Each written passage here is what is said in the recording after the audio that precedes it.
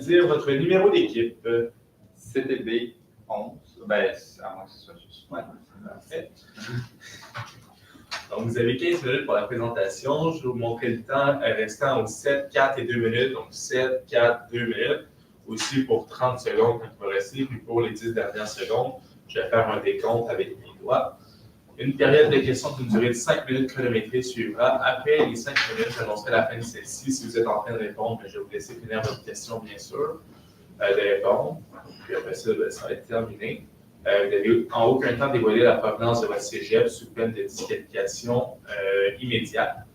Puis, s'il vous plaît, restez dans la zone de captation vidéo. Voici où vous êtes actuellement, c'est parfait. À tous les observateurs, le silence sera demandé tout au long de la présentation et de la période de questions. Si vous désirez applaudir, vous devez attendre la fin de la période de questions. Donc, vous ne devez en aucun temps dévoiler la provenance de l'équipe qui présente. Aucune entrée ni sortie de la salle n'est permise durant la présentation ou la période des questions. Mais éteindre la sonnerie de vos téléphones. Donc, j'inviterai les juges à se présenter pour une dernière fois aujourd'hui. Et puis, on va pouvoir commencer par la suite. Bonjour, Chloé Bourgo-Bourassa, CPA auditrice. Je suis conseillère en nombre comptable au vérificateur général du Québec. Bonjour, Emily Parker, CPA auditrice. Je suis conseillère de développement de la relève à l'Ordre des CPA du Québec. Bonjour, Simon Gilna, je suis planificateur financier avec les propriétaires d'entreprise. Edith Charbonneau-Roy, je travaille en service conseil pour Solus Fiscalité et comptabilité. Bonjour, mon nom est Frédéric Lafontaine, je suis directeur principal en certification chez Groupe RDL. Bonjour, également chez Groupe RDL, Samuel Cajolet, analyste en finance corporative et évaluation d'entreprise. On se présente. Vous pouvez commencer la présentation. Bonjour. Nous sommes l'équipe qui a été mandatée pour le code Acier Évolution. Donc, je me présente, Francis Hardy, Noémie Robichaud et Ardatia. Donc, pour l'ordre du jour, ça va être bien simple. On va commencer par présenter votre mandat. Ensuite, on va faire une analyse générale de l'entreprise selon les mandats, selon le volet ici. Donc, ça va tout faire partie du mandat qu'on va expliquer plus tard. Et on va finir avec des recommandations à la fin pour s'assurer que vous comprenez ce qu'on veut vous faire voir et voir si vous comprenez aussi tout ce qu'il y a.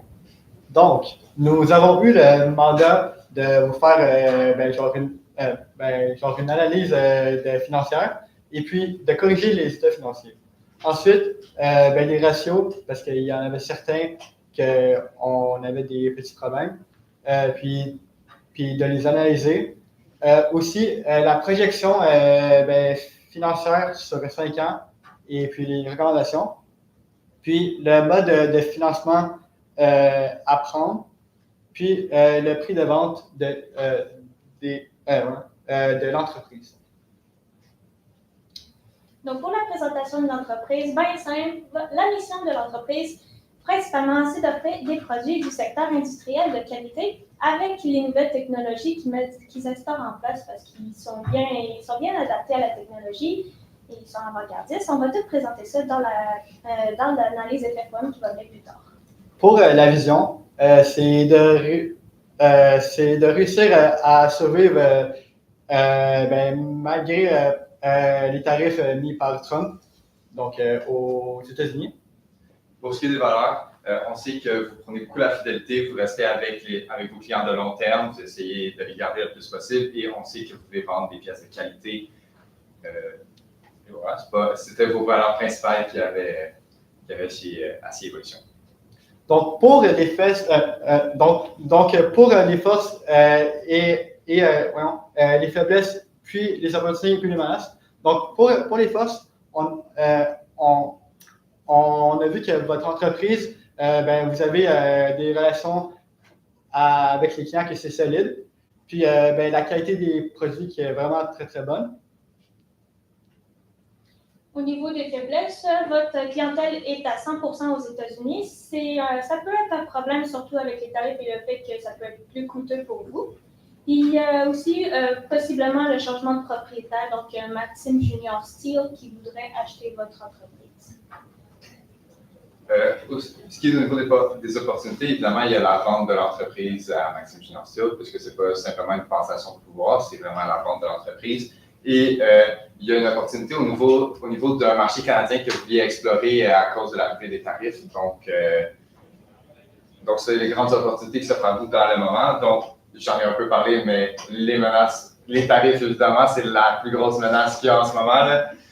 Aussi, il y a des tensions commerciales qui s'en viennent avec ça. On sait très bien que les entreprises sont beaucoup plus frileuses à essayer d'acheter au Canada. Aussi, au niveau de la récession industrielle globale, au niveau de l'industrie, donc ça non plus, c'est rarement positif. Et il y a de la compétition qui est toujours une menace extérieure, surtout au niveau du Canada, qui va pouvoir, dans certaines régions, peut-être être plus compliqué à s'installer. Pour ce qui est, il y avait quelques corrections qui avaient été apportées au niveau des notes des états financiers. Tout d'abord, la vente de 2 500 000 qui a été encaissée. En fait, il y a une partie qui est en passif, en produit perçu d'avance, puisque l'on doit parce que c'est pas du profit pur, vu qu'on n'a pas envoyé toute la marchandise, on doit un service à cette entreprise-là, ce qui vient après ça baisser les ventes en contrepartie. Au niveau de la disposition des stocks, on est une charge, on a perdu ces stocks-là, on ne les recouvrera jamais. Donc, évidemment, après ça, on vient baisser les stocks en contrepartie, puisqu'ils ne seront plus comptabilisés comme faisant partie des stocks. Ensuite, au niveau de l'amortissement, on a fait l'amortissement linéaire qui a été fait sur les années antérieures. Comme vous allez pouvoir le voir, ce chiffre-là concorde avec le chiffre de toutes les autres années, donc on sait qu'on est bien aligné à ces niveaux-là. Ici, on a les états financiers qui ont été modifiés. On peut voir les cases en jaune, les cases où on est allé modifier, les différentes écritures. Donc, cette formation, on voit ici que ça a quand même, le fait de faire baisser les ventes, c'est venu quand même affecter au niveau du bénéfice net. Et c'est pas mal les grands. Pour les ratios, donc, on avait, premièrement, la marge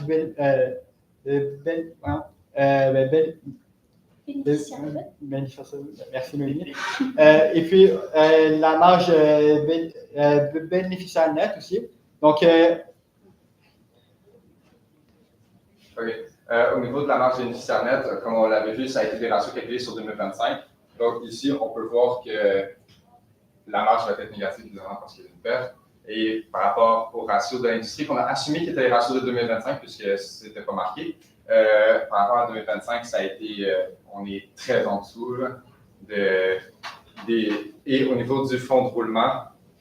Donc, le fonds de roulement, ça, c'est les actifs à court terme sur les passifs à court terme. Donc, c'est combien de fois que vous pouvez payer vos passifs grâce à vos actifs? À court terme. À court terme. Donc, l'entreprise, elle est de 1,82. Puis l'industrie, c'est de 2, donc c'est similairement pareil. Au niveau du ratio de l'endettement, donc... pour l'endettement, on a oublié de changer parce qu'on avait dû faire des recalculations, mais c'est pas 105 %, en fait, c'est 89 %. On a juste oublié de changer. Je vais laisser mon partenaire continuer. Ouais. Donc, ça, c'est la capacité à payer... C'est la capacité à payer avec. C'est la capacité. C'est vos passifs, à quel point vos actifs sont financés par la dette, en fait. Donc, ici, on voit bien que vous avez plus de dettes que d'actifs. Et aussi, on voit que ça vient jouer là-dedans parce que, comme on a rajouté un passif que vous devez avec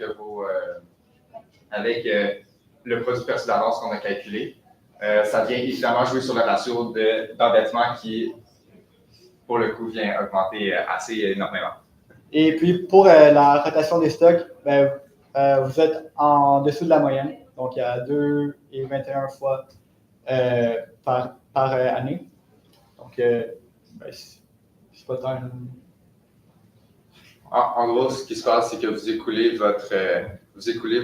vos stocks environ 2 fois plus lentement que l'industrie, ce qui peut être quand même un enjeu, mais à voir au niveau à voir au niveau de comment l'argent est géré. Ça se peut que ce soit un peu difficile, mais c'était pas le plus grave. Donc, voici le projet d'expansion du Canada. Je ne vais pas lire tous les points parce que justement, on a du temps, on n'a pas beaucoup de temps. Donc, je vais juste lister quelques avantages et quelques inconvénients de chacune des listes. Donc, l'avantage le plus important, c'est qu'on va avoir moins de dépendance avec les États-Unis. Donc, on va pouvoir avoir, bien sûr, plus de ventes au Canada et donc moins de tarifs. Il n'y a aussi aucune modification majeure des infrastructures qui sera requise puisque c'est déjà la majorité aux États-Unis. Puis aussi, il y a des ententes internationales qui vont favoriser le marché, donc faciliter la vente. Et puis. Pour les inconvénients, on a installé les provinces, oui. Les provinces qui avaient le plus d'inconvénients, donc l'Alberta, la Colombie-Britannique et le Manitoba. En Alberta, le gouvernement y est protectionniste, donc ça veut dire que ça va être plus compliqué pour vous de justement faire affaire avec eux parce qu'ils veulent avoir du local et non ce qui vient de Sherbrooke, admettons. Colombie-Britannique, c'est un peu la même chose, sauf que c'est pas aussi protectionniste, mais ils veulent vraiment avoir aussi des fournisseurs régionaux. Puis c'est quand même assez loin. Donc, on recommanderait là-dessus vraiment d'avoir les certifications techniques requises et une présence locale pour faciliter les ententes avec les fournisseurs de Colombie-Britannique. Puis au Manitoba, il faudrait aussi établir des liens directs pour garantir la conformité aux normes parce que sinon, ils vont sûrement pas vouloir vous avoir comme fournisseur. Au niveau du projet de l'expansion aux États-Unis, donc on sait que vous avez des relations qui sont solides avec vos clients. Et puis, l'industrie, elle est vraiment diverse. Donc, il y a plusieurs secteurs dans l'industrie. Il y a l'aéronautique, l'énergie, le transport et tout. Aussi, il y a la contribution à la croissance et la stabilité financière de l'entreprise. Donc, ça fait en sorte qu'aux États-Unis, c'est grâce à eux que vous avez réussi à croître l'entreprise. C'est ça que ça veut dire. Puis les inconvénients, il y a les tarifs de 50% des Américains. Et puis, vu qu'il y a un tarif, vous avez décidé de faire un rabais de 25%, ce qui fait diminuer le chiffre d'affaires. Puis, vous avez aussi fait une augmentation du délai des comptes clients pour que les clients soient encore plus de votre côté encore. Puis ça fait en sorte que ça réduit aussi l'entrée d'argent. Ouais. Au niveau des profits, on va faire ça rapidement. On a l'année 0 qui est 2025. Vous avez décidé de faire du marketing et l'amélioration de l'équipement. Ensuite, tous les calculs sont inscrits sur le côté. Les profits pour le Canada, c'est environ de 11 millions de dollars avec les calculs qu'on a faits. Et pour les États-Unis, malgré le fait que vous êtes en perte durant 2 années, vous allez quand même faire un profit de 4 millions. Ici, on n'a pas pris en compte les frais administratifs et autres frais pour justement parce qu'on n'avait pas beaucoup de détails là-dessus. On sait juste que c'est supposé être relativement les mêmes. Donc, il va y avoir à prendre en compte évidemment ces dépenses-là dans les profits qui vont être. Aussi, au niveau de la valeur d'entreprise, on sait que vous parliez de peut-être vendre l'entreprise à votre fils, comme ça avait été mentionné au début. Ici, on a calculé la valeur de l'entreprise qui a été entre 2,2 millions et 3,5 millions. Ici, on parle d'une valorisation qui a été faite par la moyenne des 3 dernières années, moins du bénéficiaire des 3 dernières années, moins les amortissements et les intérêts et les impôts. Donc, nous, ce qu'on vous conseille, c'est de ne pas vendre tout de suite parce qu'on conseille de commencer à planifier à s'expandre au Canada puisque c'est quand même assez rentable. Donc, des gros changements, peut-être pas la meilleure idée de changer de propriétaire tout de suite. Donc, on vous conseille peut-être d'attendre d'être beaucoup plus établi au Canada par rapport à ça. au niveau du financement, donc il y avait deux choix. Il y avait la banque et puis que c'est vous-même que vous financez. Donc, pour la banque, il y avait un avantage que c'est un prêt sur 10 ans. Puis les inconvénients, c'est un 10% d'intérêt. Puis vous avez un ratio à respecter, donc lui de l'endettement qui était de 60%, mais dans votre cas, il est de 89%, donc ça ne respecte pas les conditions. Puis à l'interne, les avantages, c'est que c'est un prêt sur 10 ans, des intérêts de 5%, puis c'est un prêt ouvert. Donc ça veut dire que votre fils, il peut leur faire des remboursements que c'est anticipé. Puis un des inconvénients, c'est que le père, il est présent encore, donc il y a quand même un peu le contrôle dans l'entreprise. Donc, au final, on vous recommande de prendre avec le père, puisque pour l'instant, ce n'est même pas possible d'utiliser le financement de la banque. Donc, pour les recommandations, on vous présenterait de choisir le Canada et les États-Unis. Ce qui est très important, en fait, c'est que vous avez des clients très importants aux États-Unis et que leur relation est très forte, et donc vous voudrez probablement les garder pour justement avoir le plus de profit possible. Et donc, le Canada, justement, ça va être graduel. Donc, on vous recommanderait de commencer par l'Ontario, ce qui est le plus facile à aller voir. Ensuite, graduellement, pour ne pas perdre trop de clients. Ensuite, c'est pour préserver leur fidélité. Il faut aussi faire des ajustements progressifs dans la restructuration des opérations. Puis, pour le financement, on a choisi interne. Puis, finalement, attendre avant de vendre. Finalement, nous sommes prêts à Perfect timing. On va commencer les questions. Ça part. Moi, j'avais une question dans votre FFOM. Là, vous parliez que d'intégrer mon fils, c'est une faiblesse. Mais surtout au niveau, c'est pas tant au niveau des qualités de votre fils, c'est plus au niveau, il va avoir une restructuration, un temps d'adaptation à un nouveau patron qui vient souvent avec un temps d'incertitude. Donc, c'est plus ce moment-là qu'on parle de faiblesse et non en tant que tel du fait que vous partez ou que votre fils embarque. C'est plus le moment d'incertitude de la transition. C'est plus ça qu'on parlait de faiblesse. Puis aussi, ça peut aussi dire que les Américains, c'est très probable qu'un nouveau propriétaire dans une entreprise, ça peut réduire leur fidélité parce qu'ils sont genre là, mais c'est plus la même personne, là, ça va faire quoi là, avec moi? C'est vrai. Je suis pas froissé, inquiétez-vous.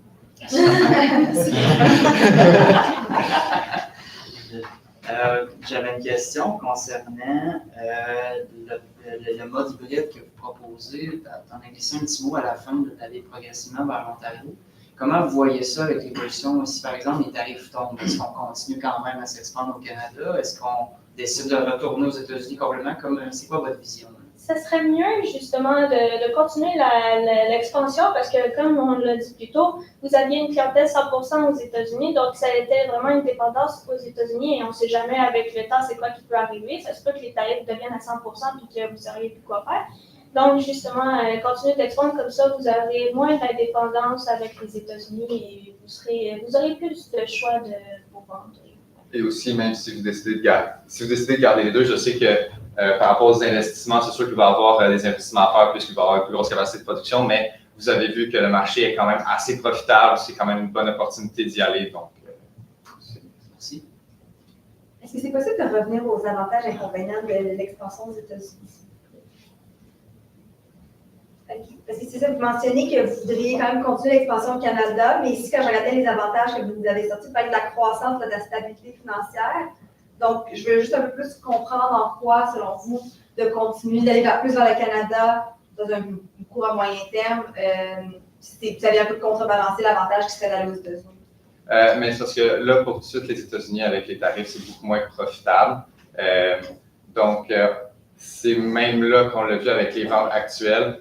C'est compliqué d'aller chercher du profit. Donc, avoir une source de profit qu'on est plus sûr, plus indépendante des tarifs, ça reste une sécurité à avoir. Et c'est ça, aux États-Unis. Aussi, au niveau des États-Unis, on voulait les garder pour aussi au niveau de l'image. Okay, on a l'air de quoi? D'abandonner des clients fidèles depuis plusieurs années. C'est pas la meilleure des idées, je pense. Merci. Au niveau des ratios financiers, entre autres, l'endettement, vous avez l'air de dire que c'était vraiment inquiétant. Au Canada, il va falloir que je fasse des investissements initiaux, etc. Comment je peux améliorer mes ratios financiers pour réussir à aller chercher du financement? Au niveau des ratios financiers. Au niveau des ratios financiers, pour ce qui est de les améliorer, il va y avoir des investissements initiaux, ça va être le but, ça va être de focusser sur payer les dettes. Là, beaucoup plus au niveau, ça va être de focusser sur payer les dettes, surtout les fournisseurs, les emprunts. Ouais, ça va être plus de rediriger vers là un moment. Après ça, y aller avec le temps, y aller après ça avec l'expansion, ce qui permettrait après ça d'y aller comme plus doucement. Et aussi, il n'y a rien qui empêche, il y a des investissements initiaux à faire, mais il n'y a rien qui empêche d'étaler d'y aller graduellement au niveau de l'achat de nouveaux équipements et de marketing. On peut y aller beaucoup plus progressivement. C'est pas besoin d'avoir fait une campagne à travers le Canada au grand complet en commençant. En lien avec le financement de l'entreprise, vous recommandez le financement à l'interne parce qu'on n'a pas la capacité sur le ratio d'endettement. On parle d'inconvénients que le père garde un contrôle dans l'entreprise, mais est-ce qu'il y a un inconvénient pour le père? Ben, justement, si le père, c'est au niveau de prendre la retraite, c'est peut-être pas ce qu'on souhaite, de garder quand même un contrôle sur l'entreprise, parce que justement, au final, il y a encore la main mise, il y a comme un peu encore la main mise sur l'entreprise, entre guillemets, là, financièrement parlant. Donc, au niveau de la retraite, c'est pas ce qu'on préférerait. Puis aussi, oui, c'est sûr qu'il y aurait aussi un désavantage au niveau de peut-être que la banque, si vous placez votre argent, vous auriez plus d'argent qu'avec les intérêts que vous avez en ce moment de 5 %. Mais sinon, côté inconvénient, il y en a beaucoup moins que par la banque, par le fait qu'il y a beaucoup trop d'intérêts au niveau de la banque et donc beaucoup plus d'argent à dépenser pour cette dette-là que vous avez déjà une grosse dette. Donc, c'est Parfait. Okay, ça serait terminé.